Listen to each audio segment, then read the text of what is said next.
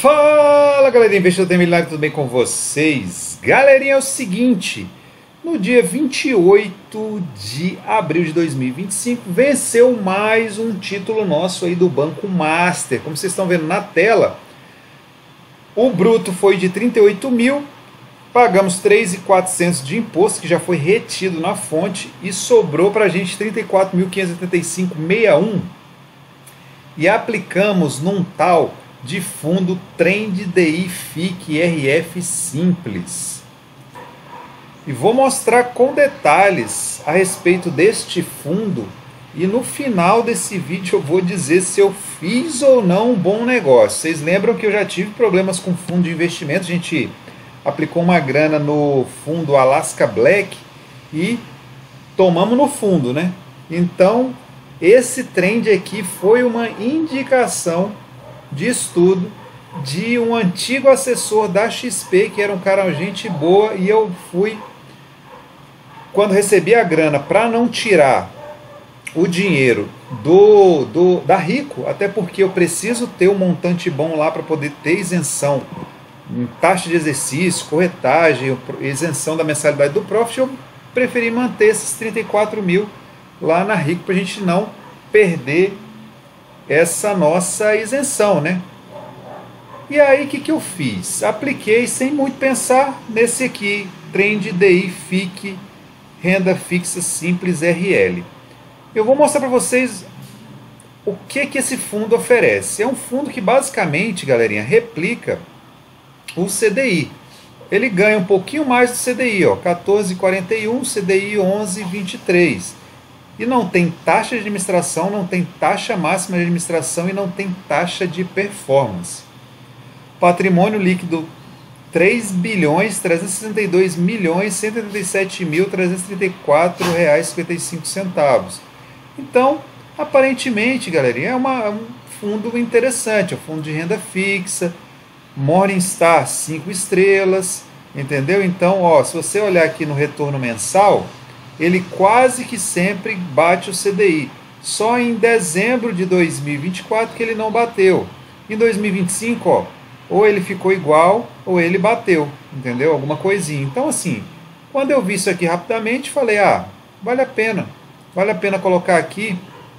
Olha só, aqui foi igual, bateu, não bateu, bateu, não bateu, entendeu? Então assim, ele vai mais ou menos ali, mês a mês, performando um pouquinho melhor do que o CDI. Só que aí, você vai aqui, ó, documentos, né? E aí depois eu comecei a dar uma olhadinha. Ó, material de divulgação, material bem interessante, né? Ele fala do objetivo do fundo, não possui taxa de administração, não tem taxa de performance, a cotização resgate, ó, D+0 em dias úteis, aplicação a partir de R$100, não possui exposição cambial para investidores em geral, entendeu? Então assim, materialzinho bom, ó. Em relação ao imposto de renda, ó, haverá cobrança no último dia útil dos meses de maio e novembro, tal de come cotas em 15%. Isso aqui é ok, por quê? Porque se a gente resgatar o valor que a gente tem antes de 6 meses, vai pagar os 22,5%.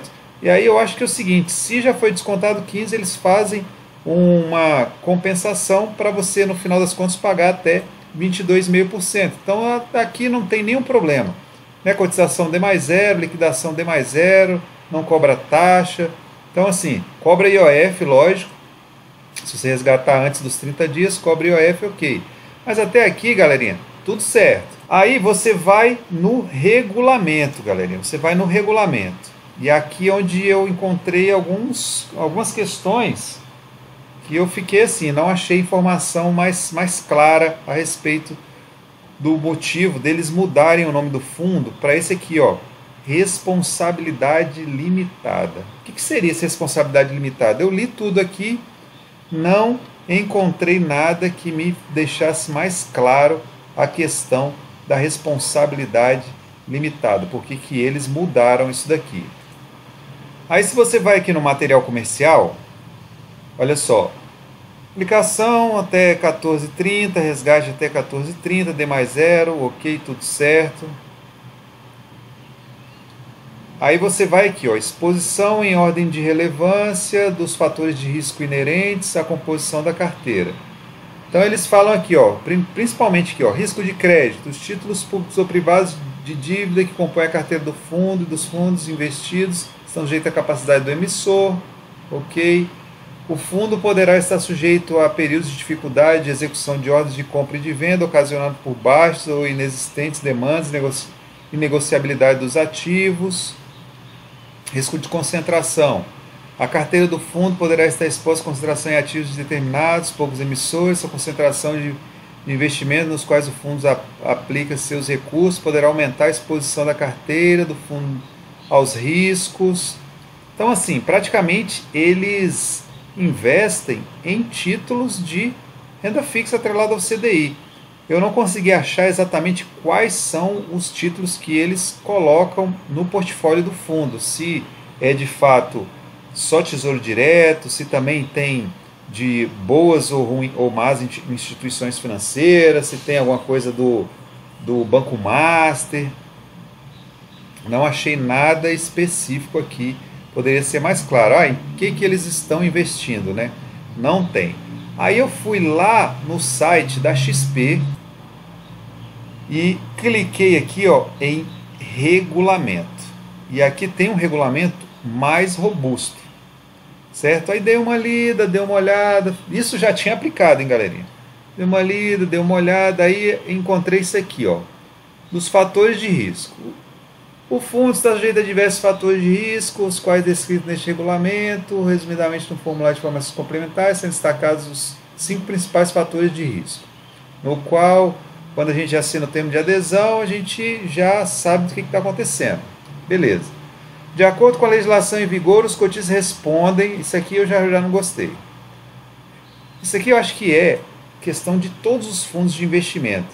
Se o gestor fizer uma caca, a gente responde, inclusive, obrigando-se, caso necessário, por consequentes aportes adicionais de recursos. Olha só, de acordo com a legislação em vigor, os cotistas respondem por eventual patrimônio líquido negativo do fundo, obrigando-se, caso necessário, consequente aportes adicionais de recursos. Ou seja, se o gestor fizer caca, se o dinheiro sumir, der prejuízo de alguma forma, a gente vai lá e tem que aportar mais dinheiro ainda, galerinha.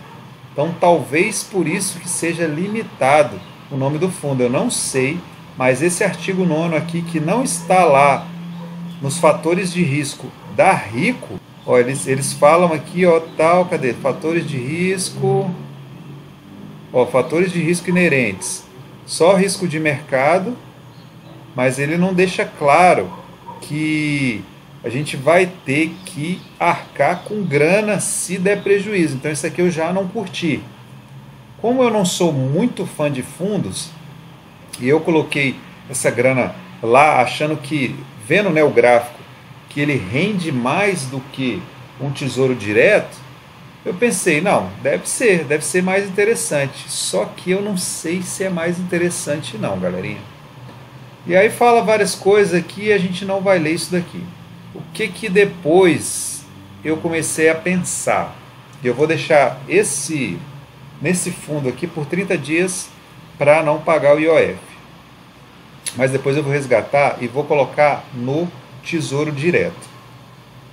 Principalmente por conta daquele artigo 9º ali, que a gente, se der zebra no fundo, a gente vai ter que pagar mais. Entendeu? Tem 3 bi. Sumiu os 3 bi, deu prejuízo para alguém. E aí, quem que paga? Os cotistas, certo?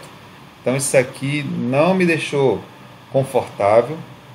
Talvez isso seja uma regra de todos os fundos. Eu não gostei disso aqui, por isso que eu não aplico em fundos. Outra coisa, é melhor, eu não consegui saber aqui em que eles investem de fato. Não sei se aqui tem só Tesouro Direto, eu acho que não, acho que tem também títulos de instituições financeiras, privadas. Não sei se tem muita coisa aqui no Banco Master, não sei, porque a gente, né, tem que desconfiar. Quando eu investi, foi por conta daquela questão do nosso assessor lá da XP ter falado, eu deixei isso salvo e sempre guardei esse fundo aqui. A gente aplicar, né? Mas depois que eu apliquei, aí eu fui ler. E esse é o vacilo da gente que investe. Porque como eu estava ocupado no momento, eu não consegui me aprofundar mais no fundo. E depois que eu estudei melhor, galerinha, esse fundo, por conta desse artigo 9º, talvez seja mais seguro aplicar no Tesouro Selic, porque é praticamente a mesma coisa. Só que o Tesouro Selic tem a garantia do governo. Tudo bem que o governo não é lá essas coisas, eu sempre falo isso no meu vídeo. Esse governo nosso, brasileiro, entra e sai, gente, é lama. Não tem como a gente ir para frente. Mas para que o Brasil tenha problema de calote no Tesouro Direto, as instituições privadas já quebraram há muito tempo. Entendeu? Então, assim, é considerado o Tesouro Direto o título mais seguro do Brasil. Principalmente o Selic, que é ali liquidez imediata. Tem as suas taxinhas e tal, mas... E esse aqui não tem nenhum tipo de taxa, certo? Nem de custódia, nem de nada. Então, assim... Por conta desse artigo 9º, eu achei que era melhor a gente investir no Tesouro Selic, certo? O que eu estou pensando aqui? Eu vou manter esse dinheiro por 30 dias neste fundo e depois eu vou migrar sim para o Tesouro Direto, porque eu fico mais tranquilo. Mas eu tenho um pé atrás com o fundo, botei aqui na emoção, mas eu acho que eu vou retirar a grana disso daqui. E aí algumas considerações. O fundo não tem garantia da FGC e o Tesouro Selic é o título de renda fixa com a melhor garantia que existe, é o menos arriscado de todos. Então, se é para deixar em um fundo que vai render ali 100% do CDI, melhor deixar no Tesouro Direto. A minha ideia sempre é tentar recorrer a LCIs e tal, ou CDBs melhores do que esse aqui do Tesouro Direto, até porque a gente tem uma margem muito boa, mas por conta da questão de ter que deixar uma grana aqui na Rico para ter as isenções, compensa eu deixar esses 30 e poucos mil reais dentro da Rico. Então, em vez de ter investido nesse fundo, eu poderia ter investido logo direto no Tesouro Selic, que era, nessa opção aqui, a melhor coisa que eu faria. Então, qual que é o resumo do vídeo? Não acho que seja interessante investir nesse trem de DI FIC simples. Apesar de que ele rende um pouquinho mais do que o CDI, no final das contas, aquela questão de você ser responsabilizado por qualquer problema que o fundo der, e se ele tiver algum problema negativo, aqui ó, você ser obrigado a aportar adicionalmente recursos, isso aqui já mostra que vai que dá errado. Vai que o gestor colocou muita coisa numa instituição financeira que vai quebrar, porque eu não consegui achar aqui com detalhes todas as instituições financeiras que esse fundo aplica. Então, para não ter dor de cabeça futura nenhuma, melhor coisa, galerinha, é investir em Tesouro Selic nessa minha situação que eu mostrei para vocês, que eu preciso deixar esse dinheiro na Rico e eu preciso colocar ele para render.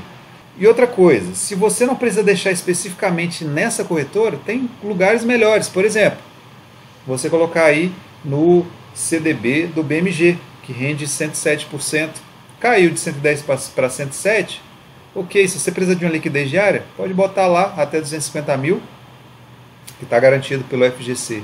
Agora, se você botar nesse fundo aqui, vai que dá, não sei, mas vai que dá um problema, eu não sei em quais títulos esse pessoal está investindo, vai que dá um problema você ser chamado aí a aportar adicionalmente recursos, né? Então, nunca se sabe, galera. Então, melhor do que esse fundo é direto no Tesouro Selic. Ou, se não precisa colocar dentro da corretora específica, coloca nos CDBs aí do Daicoval, do BMG, do Inter, do Sofisa, mas é melhor do que esse fundo. Inclusive, eles vão render mais do que até o Tesouro Selic. Só que no meu caso aqui, eu preciso especificamente deixar na Rico. E a melhor opção que tem seria o Tesouro Selic e não esse fundo aqui. Beleza, galera? Isso é isso. Se o vídeo foi relevante, dá aquele joinha, se inscreva no canal, compartilha com os amigos, bora pra cima. Valeu!